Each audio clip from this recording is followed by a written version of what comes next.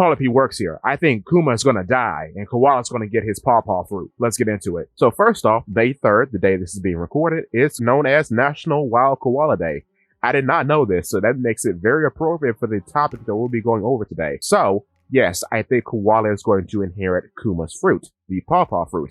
However, before we get into the sequence of events as to why I think she will eventually obtain this fruit, I think it's appropriate that we go over some very obvious but very important naming and design schemes first. So, Bartholomew Kuma, the current user of the pawpaw fruit, is named Kuma, first of all.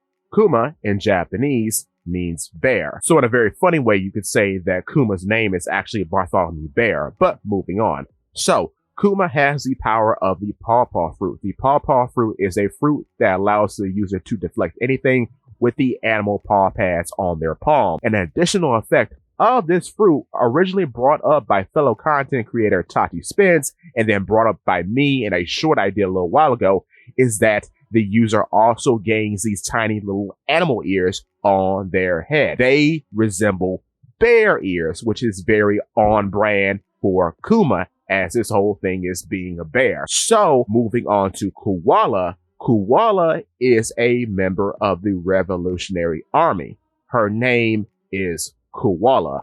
A koala is a marsupial that is often mistaken for a bear and has ears very similar to those of a bear. So in this situation, you have a character literally named Bear and another character named after an animal that strongly resembles a bear. Let's go over some character relationships before we actually get into the lore aspects of how all this is going to unfold, all right?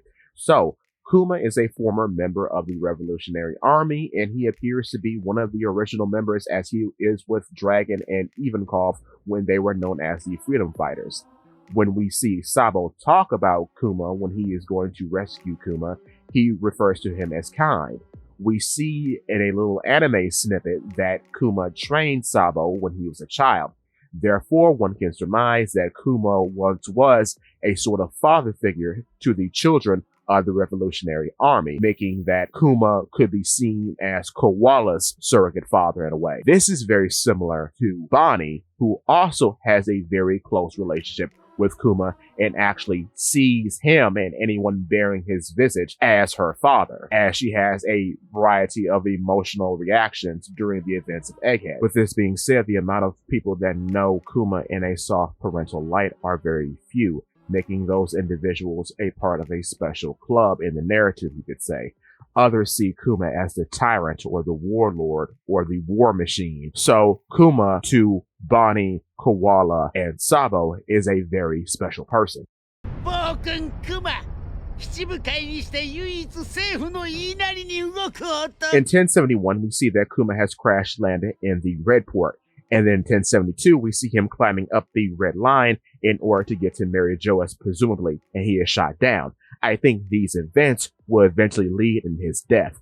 Once he has died and his devilfruit essence is released from his body, I do believe, based on the time that he has spent with Vegapunk and just how much emphasis is being put on devilfruits in this arc specifically, that especially his fruit, with the whole memory bubble thing that we see Bonnie interact with, I think that Vegapunk has the fruit that the pawpaw essence inhabits, because all devilfruits have a particular fruit that they resurrect themselves in. So I think Vegapunk has some way in order for the pawpaw fruit to find the fruit that he has in his possession specifically and possess it, because he, as well as Bonnie, knows that the pawpaw fruit is very dangerous if it falls into the wrong hands. So I think he and he alone has the means to recollect it if Kuma were to meet his demise. Also, going off of that, I think after the events of Egghead, Vegapunk will gift this fruit to Bonnie as an apology for all the things that he has done to her father. Bonnie will be in possession of this fruit for an extended amount of time. Then I surmise as she travels with the Straw Hats, circumstances will put her in the path of Koala. I think Koala and Bonnie will have a conversation and Kuma will come up. Much like how Sabo and Luffy met in Dressrosa, and Luffy entrusted Sabo with Ace's fruit, seeing as how all three of them are brothers. I think in how Koala knowing Kuma, and at this time, it will most likely be revealed just how deeply Koala knows Kuma, that Bonnie will entrust Koala with his fruit. Koala will then eat said fruit and inherit Kuma's pawpaw abilities. Now, as far as that goes, and Koala being the user of the pawpaw fruit, a long time ago, there was an SBS stating that each one of these Straw Hats devil fruits plays a role in a sort of number scheme. And the two numbers missing were 2 and 9. 2 and 9 correlate to the pawpaw fruit being Niku Niku. So, could it be possible that Koala then joined the Straw Hat crew? I don't think that's too ridiculous, as the Revolutionary Army may fall or they may change. Also, something to point out is that especially after 1082, we now further see that, oddly, Koala doesn't really have a distinct position in the Revolutionary Army, whereas others are vice captains and commanders. So, now you may be asking, if Koala were to join the Straw Hat Pirates, what position would she hold? Well, I think, based on how things have gone so far with Straw Hat crew members, their visual design, their backstory, and their abilities usually lend to what occupation they hold once they join. Basically, all but one has been like this, and we'll talk about that in a second. But let's take Sanji, for example. Sanji comes from the Baratier. The Baratier was a floating restaurant. He was the sous chef in that restaurant, and is always depicted in his key design as to be a waiter. He eventually gets flame powers, which then correlates to cooking, as he's literally cooking his opponent as he's fighting. Therefore, it would only make sense that once he joins the Straw Hat Pirates, that he becomes their chef, their cook. Frankie, on the other hand, is a man from Water 7, trained under Tom, who built the Pirate King ship. Therefore, in accordance with where he comes from, and that he became a cyborg, he has to become his own battleship he built himself. Therefore, it only makes sense that when he joins, he is this crew's shipwright.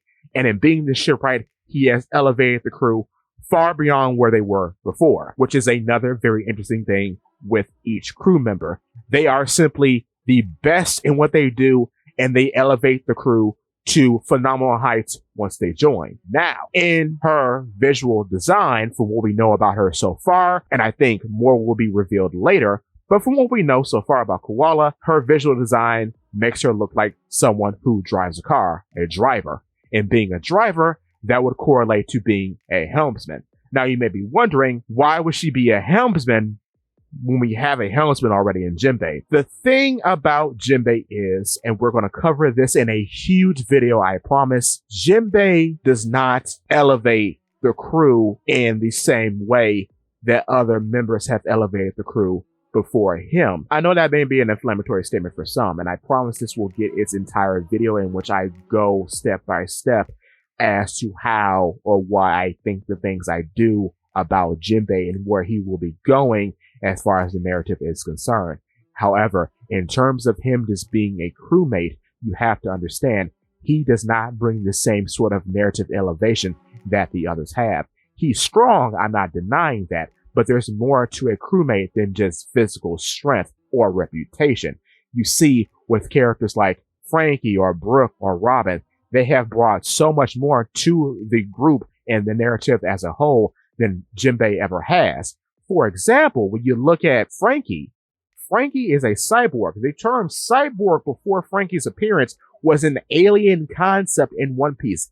It did not exist. Before Frankie joined the crew as their shipwright, submarines were not a known technology in the One Piece world. They did not exist. So him being here brings so much more to the table than just being a guy on the crew.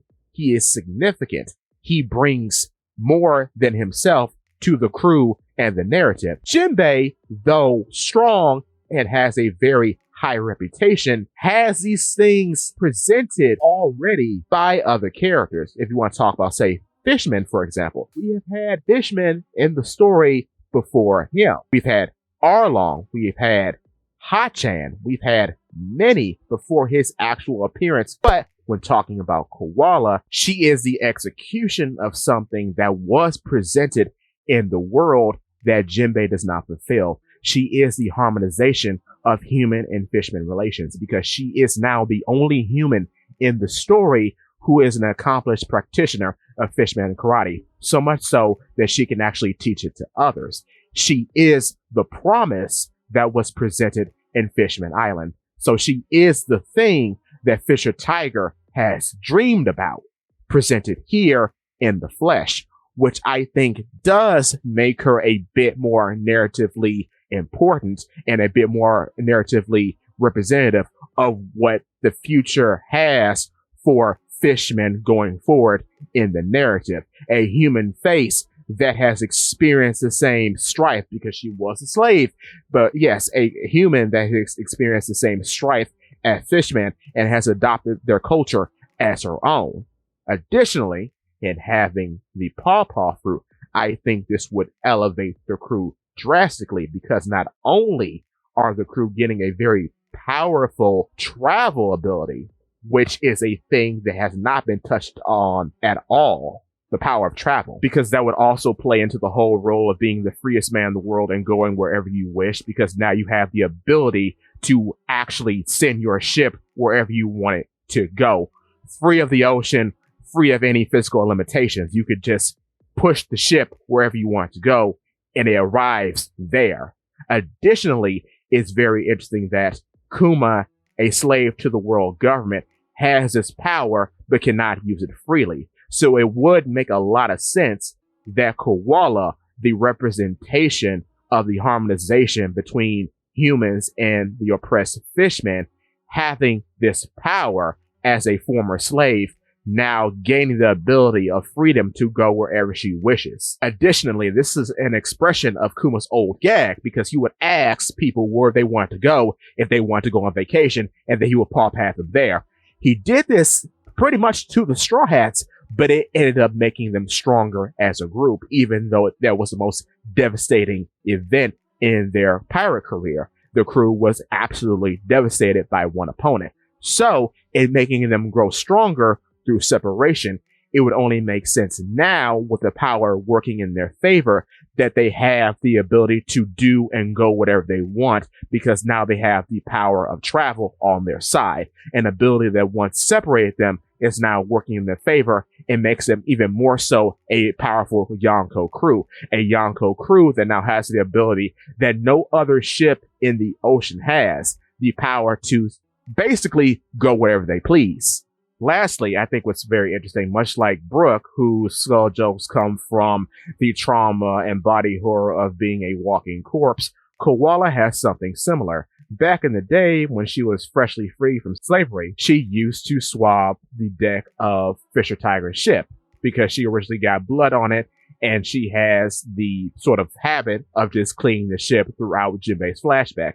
So I think would be interesting and kind of funny is that she has a sort of neat freak habit while on the ship, and she is constantly pushing dirt away with her new pawpaw abilities. And with that being said, that's all I have for you today. Thank you so much for watching. If you like stuff like this, please feel free to check out my YouTube channel, P Works. And if you like what you see, I would appreciate your subscription. Thank you so much. See you next time.